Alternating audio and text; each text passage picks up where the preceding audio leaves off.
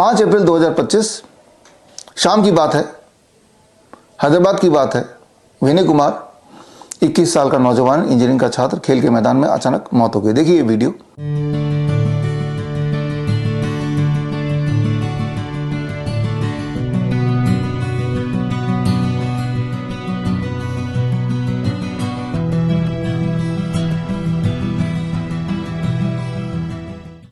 अगला वीडियो देखिए, उसी समय का है, महाराष्ट्र का है, धाराशिव जिले का है। 20 साल की छात्रा वर्षा।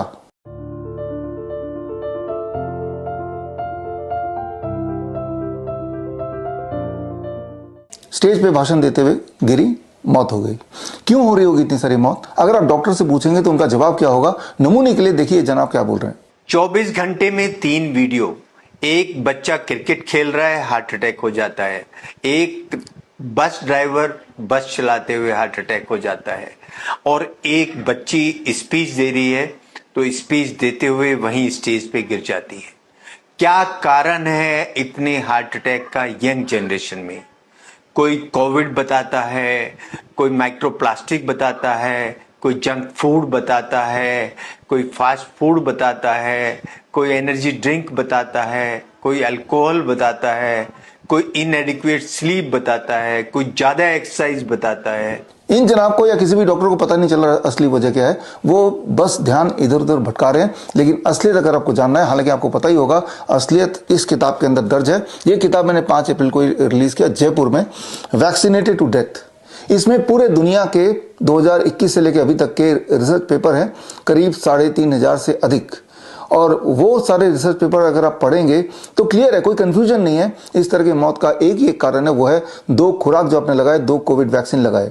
यानी कि वो डॉक्टर जिन्होंने तब आपको बहकाया, झूठ बोल के 2 खुराक लगाए, वो तब भी आपको झूठ बोल रहे थे और आज भी आपको झूठ बोल रहे हैं। अब सवाल यह है कि वो सारे डॉक्टर, सफेद कोट डॉक्टर, जो तब आपको गुमराह करके 2 खुराक लगाने को मजबूर किया, और आज भी जब उसका कॉन्सिक्वेंसेस आप झेल ही रहे हैं, तो आज भी वो सच नहीं बता रहे। ऐसे डॉक्टरों पर कैसे आप भरोसा कर सकते हैं अपने किसी भी बीमारी के इलाज के लिए? हम किसी भी बीमारी की अगर बात करें तो पिछले 4 सालों में एक और चीज हुआ। सिर्फ लोग मरे ही नहीं, एकाएक मौत ही नहीं हुई, इसके अलावा भी बहुत कुछ हुआ। जितने सारी बीमारियों का नाम आप जानते हैं, चाहे वो क्रोनिक किडनी डिजीज हो, हार्ट डिजीज हो, कैंसर हो, हाइपरटेंशन हो, डायबिटीज हो, इरेक्टाइल डिस्फंक्शन हो, इनफर्टिलिटी हो, ये सारी बीमारियों का दर लगभग डबल या उससे अधिक हो गया। ये भी प्रूवन है और उसका रिसर्च पेपर भी मैंने इसी में डाल दिया है। तो अभी अगर आप जिंदा हैं तो खुश हो जाइए कि आप जिंदा हैं, वो भी 2 खुराक लगाने के बाद, कोविड के 2 डोज लगाने के बाद। लेकिन ऐसा नहीं है कि जो जिंदा है वो बच गए हैं।